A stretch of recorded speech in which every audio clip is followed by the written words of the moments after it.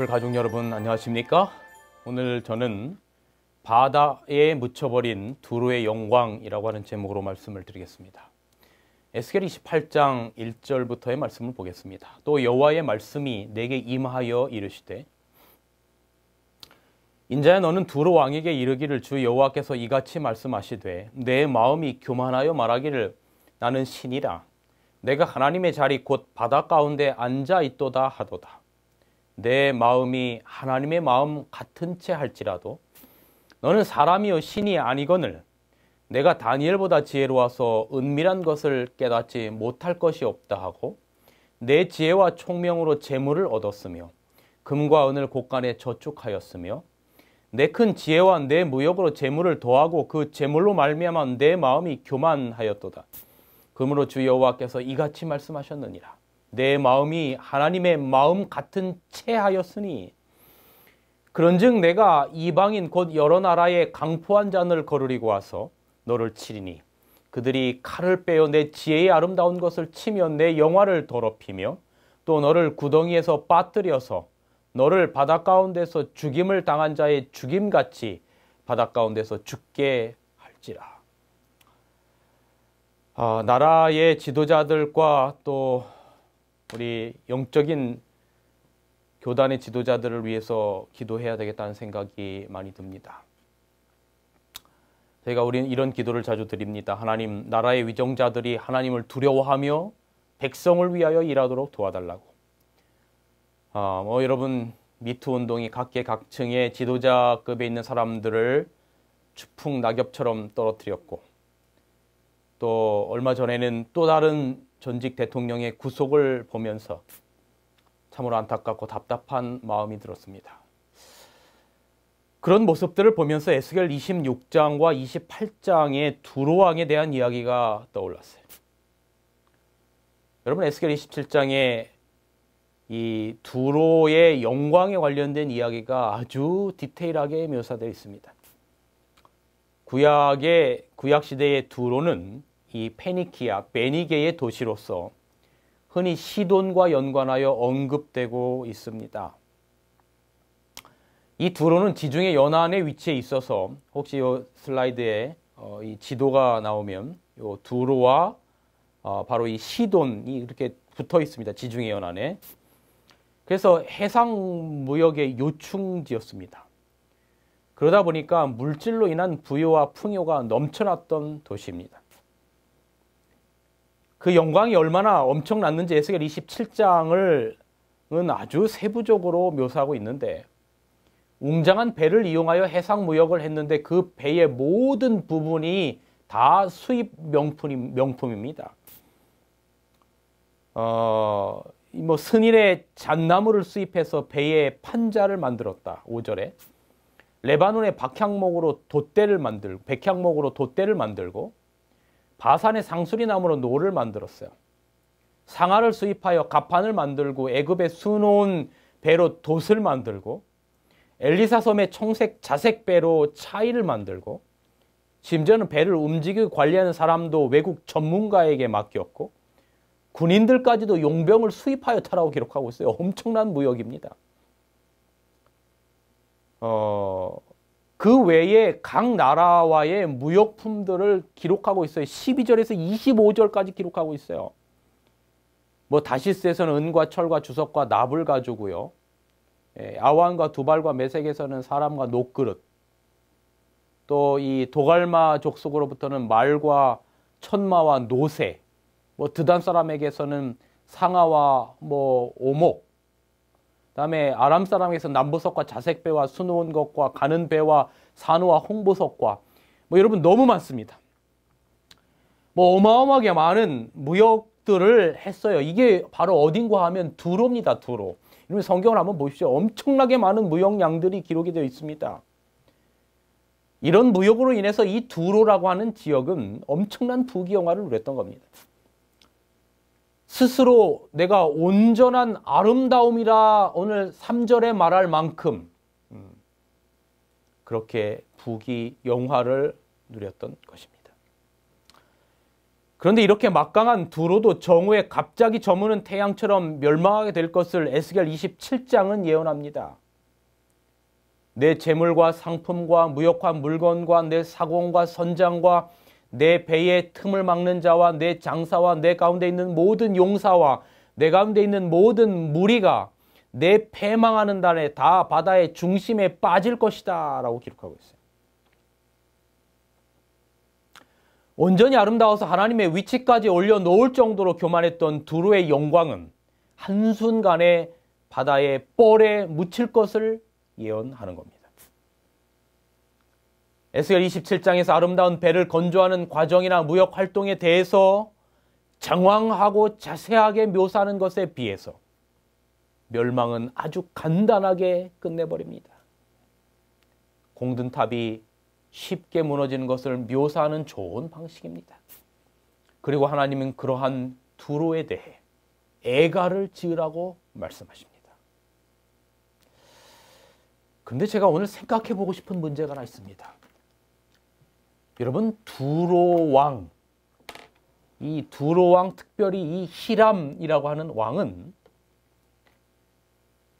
다윗 시대에는 이 다윗과 함께 협력하여 백향목과 목수와 석공을 예루살렘에 보내서 하나님의 성전과 왕궁을 짓는데 협력한 바가 있었던 사람입니다. 사무엘하 5장에 보세요. 11절.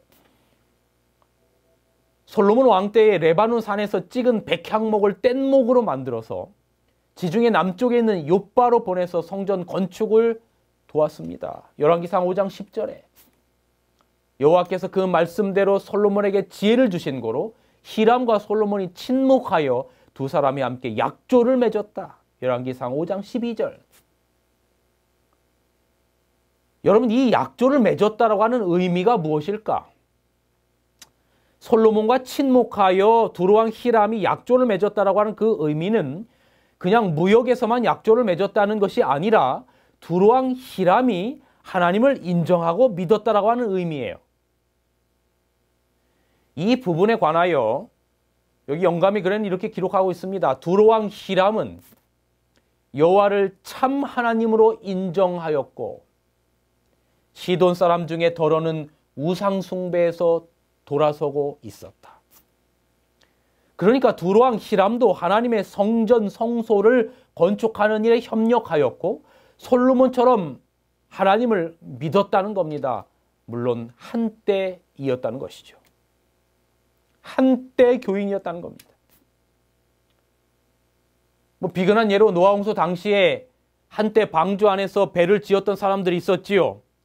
그들은 방주 성소를 상징합니다. 건축하는 일에 협력하였고 한때 그 노아의 기별을 믿었던 사람들입니다. 여기 이런 기록이 있습니다. 방주를 짓는 일에 노아가 고용한 목수 중 몇 사람은 그 기별을 믿었지만 홍수가 나기 전에 죽었다 그랬어요. 노아가 얻은 구도자 중 몇 사람은 물러가 버렸다. 믿는 사람 중에 많은 사람이 믿음을 지켰으며 승리한 가운데 노아 홍수 이전에 잠들었다. 무슨 이야기입니까? 노아 방주를 지었던, 노아 살아서 구원받은 사람은 노아와 8식구 가족밖에 없는데 한때 노아 방주 가운데 방주를 지었고 노아와 언약을 맺었던 사람들 가운데 한때 하나님을 믿었으나 그러나 그런 걸 포기하고 나가버린 사람들이 있다는 겁니다. 두로왕 히람이 그랬다는 거예요. 두로왕 히람이 한때는 하나님을 믿었다는 겁니다. 그리고 성소를 짓는 일에 동참했어요. 솔로몬과 함께. 그런데 참으로 아이러니한 일이 있어요.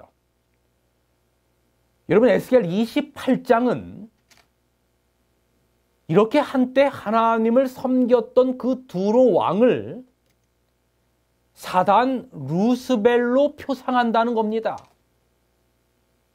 여러분 여기 보겠습니다. 에스겔 28장 13절 15절. 내가 옛적에 하나님의 동산 에덴에 있어서, 여러분 지금 이것은 두로 왕을 1차적으로는 나타내는 거지만 이 표상이 사탄 마귀 루스벨을 표상하는 거예요. 내가 옛적에 하나님의 동산 에덴에 있어서, 이런 두로 왕이 동산 에덴에 있지는 않았지 않습니까? 예, 사탄을 표상한 겁니다. 각종 보석과 홍보석과 황보석과 금강석과 황옥과 홍만화 청옥과 청보석과 남보석과 홍옥과 황금으로 단장하였으며 너는 기름 부음을 받는 덮는 그룹이며 천사를 나타낼 때 상징하는 거였죠. 원래 루스벨이 천사장이었지 않습니까? 내가 너를 세우면 내가 하나님의 성산에 있어서 화강석 사이에 왕래하였었도다.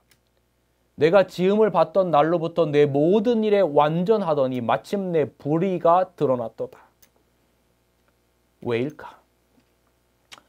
한때 하나님의 성전 성소를 건축하는 일에 협력하였고 하나님을 참 신으로 인정하였던 두로 왕이 왜 사단의 표상이 되었을까?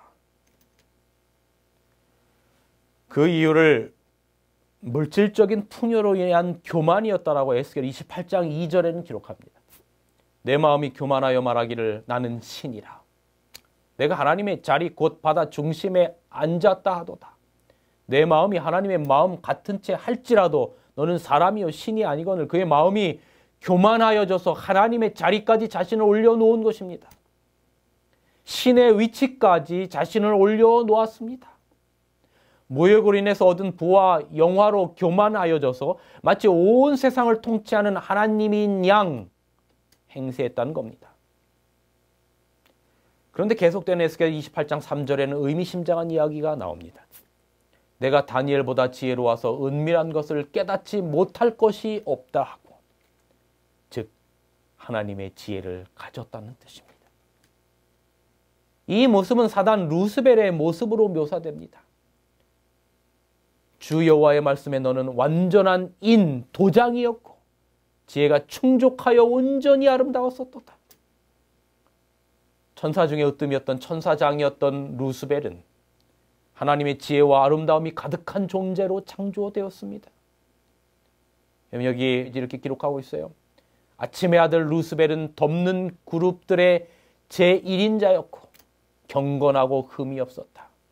그는 크신 창조주 어전에 서 있었으며 영원하신 하나님을 둘러싼 영광의 빛이 그에게 끊임없이 비추고 있었다. 또 다른 글을 볼까요? 그는 타락하기 전에는 덮는 그룹이었고 그의 빼어난 아름다움 때문에 다른 천사와는 판이하게 달라 보였다. 하나님은 그를 할 수 있는 대로 하나님 당신과 아주 비슷하게 선하고 아름답게 창조하셨다. 이렇게 하나님이 특별한 관심을 기울였던 그의 마음에 자기를 높이고자 하는 하나님의 위치에 자신을 두고자 하는 욕망에 빠지게 되는 겁니다. 루스벨은 차츰차츰 자기를 높이고자 하는 욕망에 빠지게 되었다. 이런 여기서 저는 이 차츰차츰이라고 하는 단어가 주는 의미심장함을 보는 겁니다. 우리가 잘 아는 그런 실험 알지 않습니까? 그 개구리를 뜨거운 물에 갑자기 넣으면 튀어나오는데 처음에는 미지근한 물에 넣었다가 점점점 뜨겁게 가열하면 그냥 그 안에서 익숙해져서 익어 죽는다고 하잖아요. 잠시 전에 드린 말씀처럼 노아 홍수 당시에 한때 방주 안에서 일하고 복음을 받아들인 사람들이 왜 떠나서 홍수로 멸망했는지를 아세요? 여러분 여기 이런 글을 보십시오. 노아가 방주를 짓기 시작할 때에 믿었던 사람들이 믿음을 잃어버린 것은 불신자들과 나눈 교제 때문이었다. 그 믿지 않는 사람들은 그들 속에 쾌락과 자랑에 대한 옛 정욕을 차츰차츰 일깨웠다. 역사는 반복됩니다. 오늘 우리는 전에 없다 할 만큼 물질적으로 풍요한 시대에 살아가고 있습니다. 요한계시록에 나오는 라오디게아 교회의 시대 말입니다.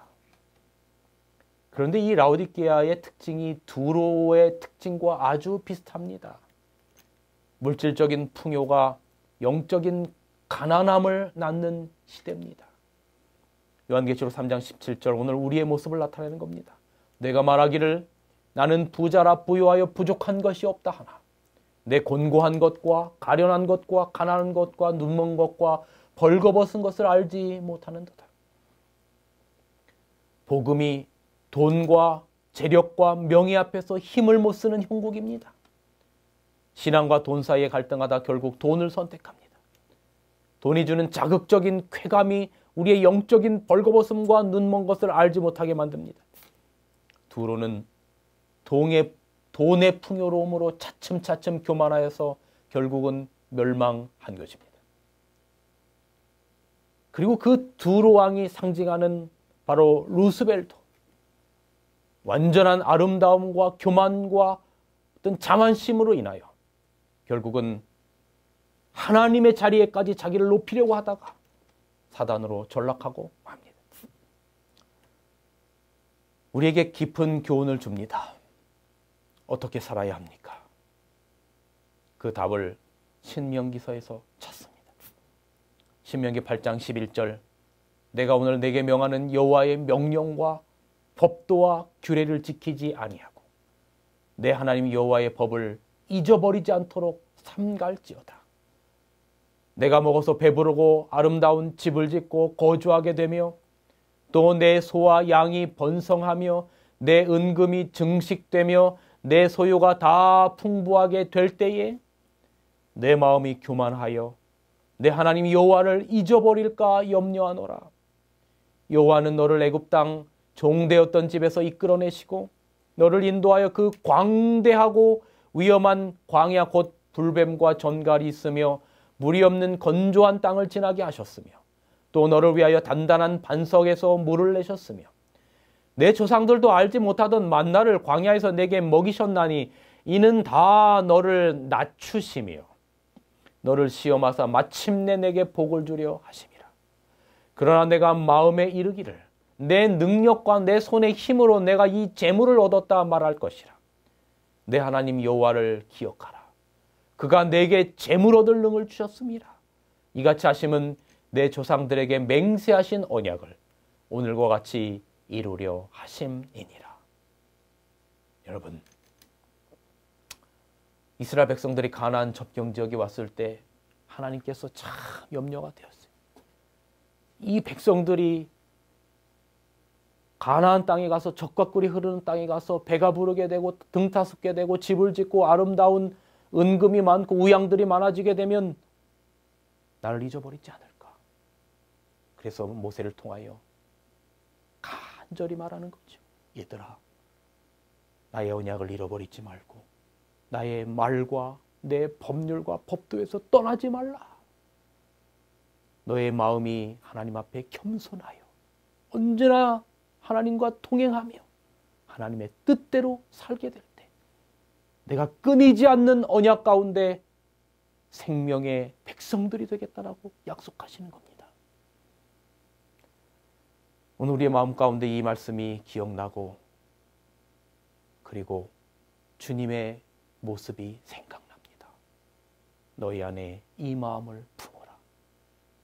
곧 그리스도 예수의 마음이니 그는 근본 하나님의 본체시나 하나님과 동등됨을 취할 것으로 여기지 아니하시고 오히려 자기를 비워 종의 형체를 가져 사람들과 같이 되었고 사람의 모양으로 나타나셨으며 자기를 낮추시고 죽기까지 복종하셨으니 곧 십자가에 죽으심이라. 세계 최대의 여객선 타이타닉호가 1912년 4월 14일 대서양 횡단을 목적으로 항해를 시작했습니다. 전 세계 이목이 타이타닉호의 출항에 집중되었습니다. 당시 세계 최대 최고급 시설을 갖춘 초호화 유람선이었지요. 길이 259.08m, 깊이 19.66m, 폭 28.19m, 총 446,328톤의 어마어마한 그 당시 최고의 철선이었습니다. 침몰이 불가능함이라는 홍보용 문구가 통용되었을 정도라고 합니다. 처녀 출항한 날의 날씨는 아주 맑았고 물 위에 뜬 궁전의 호화시설들은 승객들에게 더할 나위 없는 만족감을 주었습니다. 타이타닉호의 앞길에 빙산이 떠다니고 있음을 알리는 첫 무전이 들어온 때는 오전 9시였습니다. 북위 42도, 서경 49도에서 51도 바다에 떠돌이 빙산이 있다라고 캐롤리나호로부터 무전 연락이 들어왔어요. 또 정오에도 발틱호로부터 비슷한 무전 연락이 들어왔어요. 오후에도 타이타닉호와 가장 가까이 있었던 캘리포니안호로부터 조심하라는 메시지가 왔어요. 그러나 타이타닉호는 빙산을 향해서 다가갔어요. 항해사는 한참 후에 선장에게 다음과 같이 보고했어요. 전방에 빙산이 있다는 무전을 받기는 받았는데 어떻게 할까요? 설마 이 타이타닉호가 빙산 따위에 눈 깜짝이라도 하겠습니까? 선장도 맞장구를 치며 하나님이라도 이 배를 어찌할 수 없을 걸세. 항해를 계속하게라고 명령합니다. 이 배에는 타이타닉호를 제작한 화이트 스타 라인 회사의 선주 브루스 이스메이와 설계사 토머스 앤드루스도 타고 있었어요. 하지만 이 무전들에 아무도 귀를 기울이지 않았어요. 에드워드 스미스 선장은 항해사와 당번들에게 바다 살피는 일을 게을리하지 말라고 당부했지만 속도를 늦추라고 하는 말은 하지 않았어요. 그 당시 영국은 그야말로 성취감에 도취되어 있었어요. 그리스 신화에 나오는 거신족 타이타닉, 바로 그 이름을 따서 타이타닉호라고 명령할 정도로 자긍심이 대단했어요. 절대로 침몰할 수 없는 배라고 큰 소리쳤어요. 타이타닉호의 비극은 건조되기 전부터 잉태되었다고 역사가들은 말합니다. 항공운송의 막이 열리지 않았던 시대에 타이타닉호를 만든 화이트 스타 라인과 큐나드 라인은 대서양 운송의 경쟁사였어요. 이 두 사가. 그런데 이 큐나드 라인이 세계 최고의 속도를 자랑하는 신형 여객성 루지타니아호를 건조한다는 소식을 접한 화이트 스타 라인은 부랴부랴 타이타닉호를 만들어서 경쟁하면서 출항을 강행한 것입니다. 타이타닉호는 대서양 운송의 기선을 빼앗기지 않으려는 경쟁심에서 태어났어요. 선주 브루스 이스메이는 최단 시간 내에 뉴욕에 도착해야 한다면서 스미스 선장을 몰아붙였어요. 그래서 예년에 비해 기온이 현저히 낮다는 기상 보고나 항로에 빙산이 적잖이 발견되고 있다는 다른 선박들의 무선 연락이 있었음에도 불구하고 배는 최고 속도로 달렸어요. 빙산과 충돌한 운명의 밤에도 안개가 잔뜩 끼어 있었지만 관측을 받은 선원은 망원경을 갖고 있지 않았어요. 어느 누구도 빙산 따위에는 안중이 없었어요. 자만심에 들뜬 승무원들을 태우고 타이타닉호는 22노트라는 엄청난 속도로 파도를 가르며 나아갔습니다. 그리고 자만심의 상징이 20세기의 비극이라는 오명을 남기고 빙산과 맞부딪히면서 대서양이 가라앉고 말았어요. 전여항해에 나선 지 겨우 4일 17시간 30분 만에 승선한 2208명 가운데 1513명이 목숨을 잃은 대참사가 발생한 겁니다. 거대한 빙하와 충돌하면서 명성은 온데간데 없이 사라지고 배는 심해로 가라앉았어요. 그날은 일요일이었어요. 타이타닉호는 그 엄청난 호사스러운 크기, 그리고 기술적인 면에서 그야말로 세계 최고였기에 사고의 충격은 대단히 큰 충격으로 더해졌습니다. 여러분, 인간이 얼마나 미약하며 인간의 교만이 얼마나 처참한 결과를 초래하는가를 여실히 보여준 사건입니다. 진리의 불 가족 여러분, 세계사를 보면서 이 세계의 역사 가운데 타이타닉호만 침몰한 게 아니에요.